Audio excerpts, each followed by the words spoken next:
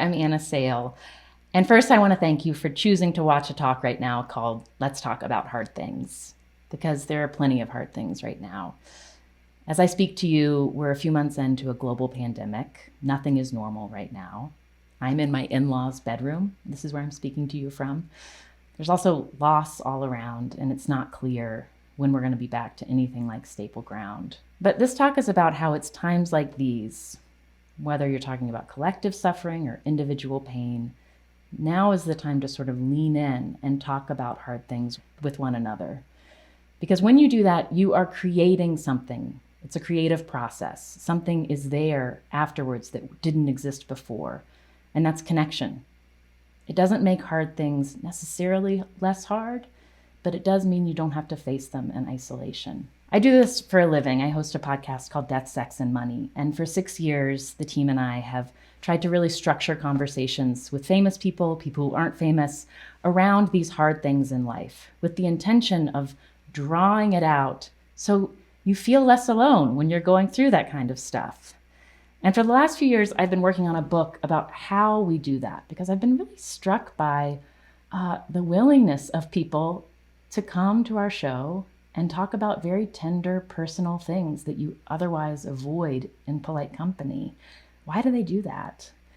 And I've thought about our process, and I've also talked to a lot of people who've gone through hard things in their lives to get a sense of what kinds of conversations were helpful to them and how those conversations unfolded. I came to this work through my own moment of really hard stuff. This is a picture of me when I was in what I think of as my late 20s and early 30s malaise. I'm standing here in New York City in 2010. At the time, my first marriage was ending, and I didn't know what was happening. I didn't know what I was going to do next. I didn't know whether I was going to stay in New York, what kind of work I wanted to do, how I was going to support myself as an unmarried woman again. I remember feeling also so tired of spending a lot of time trying to just hold things together, to make the hard things not break apart what was breaking apart. And I was exhausted. And I also felt really lonely. But that's the time in my life when I realized that the answers aren't somewhere else. I am a journalist. My training is if you make enough phone calls, if you look at enough documents, if you try hard enough, you can figure out some really key, important answers. This is not that. This work is relational. You have to go at the hard things with people in your life to come out of that isolation. And I learned that when I started dating my now husband, Arthur. I sort of overcorrected, and where I was trying to sort of smooth over everything rough at the end of my first marriage, with Arthur, I was just letting my angst flag fly free. And I just let him know everything that I was worried about, the questions I had about whether we made sense. We were long distance. I didn't know what he wanted. He didn't know what he wanted. He didn't know what I wanted. And we talked about it all the time. I talked to him a few years into our relationship about that early period of our relationship, and here's how he described it. Do you remember the time that, I think it was like one of the first times you talked a lot about fears, and I was like bike shopping in Fort Collins. I remember standing in this bike shop, like telling the salesperson to wait a minute while I tried my first effort at talking you down off the ledge of not wanting to hang out with me anymore. I was in Manhattan, and I was on my cell phone walking around near 14th Street, and I remember what you said to me was like, look, all you have to decide is if you want to hang out with me right now. If you decide in 6 months from now you don't want to hang out with me, it's okay. That was my refrain for the better part of that year, and the next year, and the year after that. We learned to talk about hard things together. When I say hard things, there's a lot of hard things in life, but I think of them in 5 big categories. There's death, the fact that we're all going to die, and also that there are stakes to the decisions we make and the mistakes we make. Sex, who we choose to be with, the kind of family we want to make. Money, how we survive, how we deal with our ambition, our status. Also family, our relationship to our the people we came from, our families of origin, and how that develops and changes as we grow up. And identity is also a hard thing to talk about. And I mean how we are identified by others and also how we identify. And I want to pause here and just say, like, these things have always been hard. But I would argue that the onus is more on us as individuals to skillfully navigate this stuff in conversation with the people in our lives. Now, the onus is on us now in a way that it hasn't been in previous generations.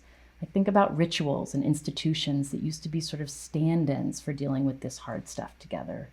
Like when I was growing up, when someone died in the community, my mom would take a covered dish over to someone's front door, and that was a way of saying, I see you're in pain, I want to help you, I'm here. I can't do that with a lot of people I love in my life. I have to sit and figure out what is the way to respond to this social media post now that I know that this person I went to high school with is gone.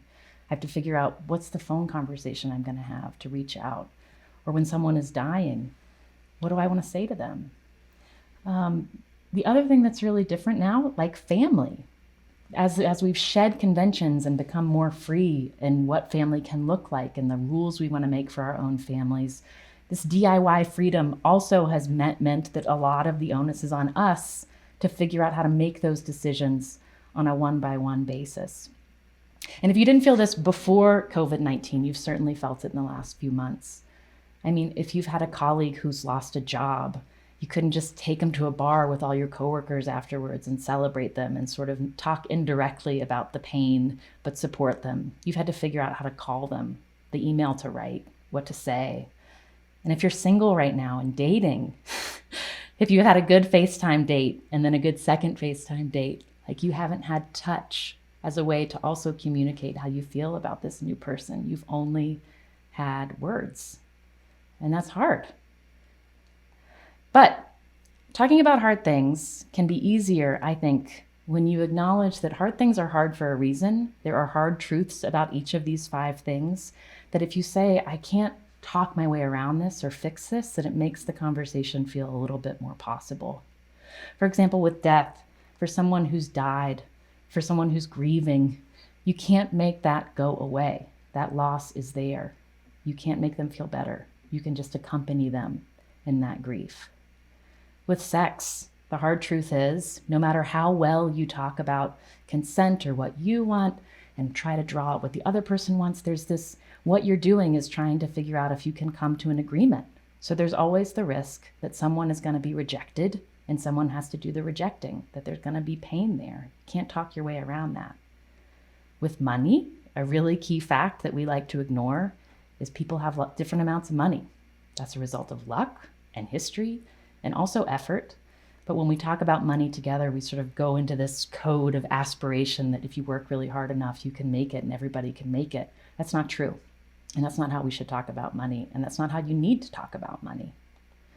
With family, a really key hard truth that I think that we forget about is part of growing up is separating from your family of origin. That's what growing up means. So when you feel a sense of alienation from these people you come from your family of origin, it's normal. It's not something that needs to be fixed with words. It's something that comes with growing up. And finally, identity. The hard truth here is that the way we are identified and the way we identify fundamentally shift the way we move through the world. My ability to understand what somebody else's experience is, who is identified or identifies very differently than me, is limited. I can't empathize with them. I'm not going to be able to understand. So what I need to do is hear, listen to that perspective, and learn to incorporate it into my worldview. I thought about this a lot. We did an episode about race and friendship on Death, Sex, and Money, and we asked people to tell us stories about their friendships and when race had kind of come up in a flashpoint. And what was most interesting to me was, in particular in interracial friendships between white people and people of color, we heard a lot about how race was really clearly a factor in tensions that had come up, but it was really hard to talk directly about what was happening. I want to play you a clip from a woman named Antoinette who told us a story about a white woman that she worked with who was a work friend. They worked together, they got along, and then they had one of those work spats where it was a Sunday, they had a meeting. The white woman said, I can't make the meeting, let's reschedule. And Antoinette said, don't worry about it, let's just cancel the meeting. And then the white woman starts calling her on her cell phone. And it's clear that the white woman is thinking, oh my gosh, Antoinette's mad at me. I want to solve this. Antoinette's thinking, it's a Sunday. I'm watching my kid. I also have a leak in my ceiling. I don't want to answer this phone call right now and have this conversation about her feelings. This is how she talked about it. For me, it's kind of like when the rubber hits the road sometimes in these situations. The hierarchy of feelings come out. Tell me more about the hierarchy of feelings. That's a really useful concept, I think. Yeah, I think, I mean, I hate to say it, but I think it's true that there is a hierarchy of who gets to feel what and when. And I don't think that my feelings are valued or acknowledged in the same level in which a white woman's feelings are acknowledged or valued. So I asked Antoinette, what do you think would happen if you said to this friend, like, let's talk about that day and what happened. I want to tell you how it made me feel. And she said, actually, I'm going to have coffee with her after I've been thinking about it and I want to talk to her about it. And then I said, do you think you're going to bring up race? And she said, I don't think I can lead with that. I'm going to see if it's okay to bring it in. And I'm bothered by the fact that I have to lead with her feelings and see if it's okay instead of my own. I think that's important to think about when you're thinking about a hard thing, a hard conversation that you feel like you need to have or you want to broach.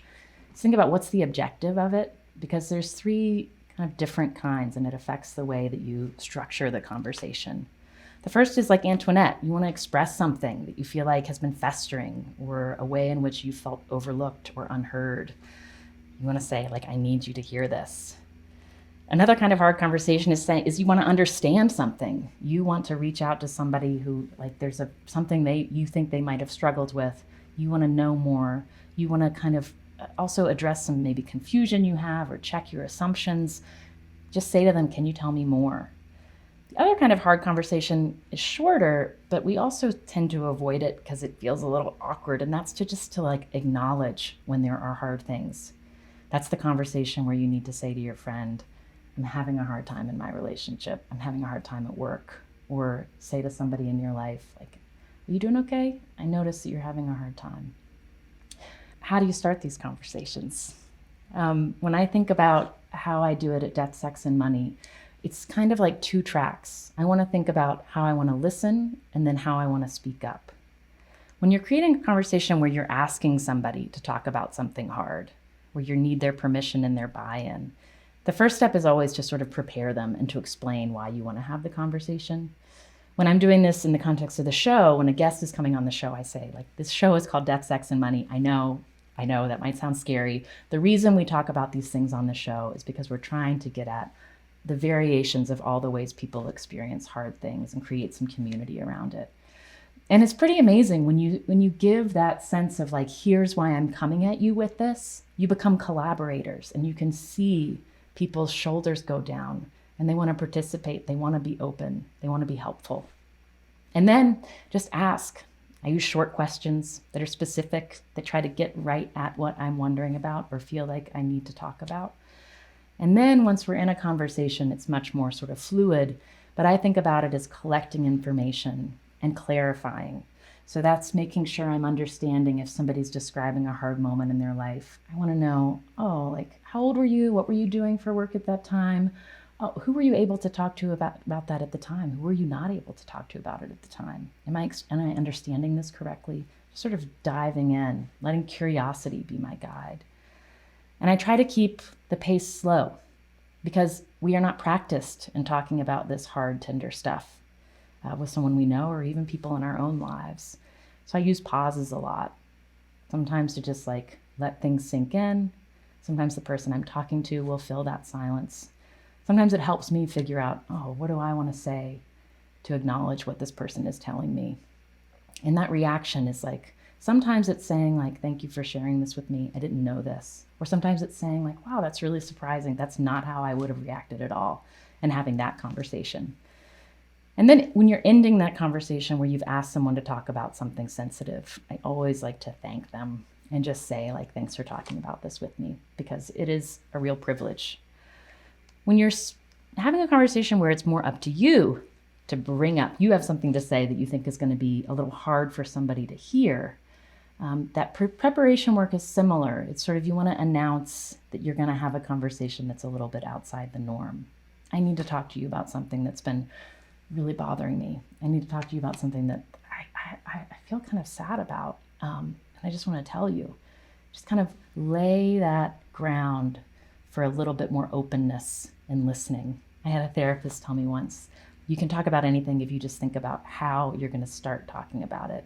Because you have to get around those blocks of defensiveness, or sort of attempt to try to get to that place where someone can really hear you. And then you want to sort of think about, what are they going to be thinking when I'm coming at them with this, something that maybe they weren't expecting, and say, like, just kind of acknowledge what their experience might be. So you're sort of reflecting back, and then you're redirecting it back to what you want to say. I know this might be uncomfortable for you to hear, but I really need you to hear this. And then once you express yourself, listen back to what they have to say. And pause, take your time, and then end the conversation if you can. Sometimes it's just like, we can't talk about this anymore, it's too hot.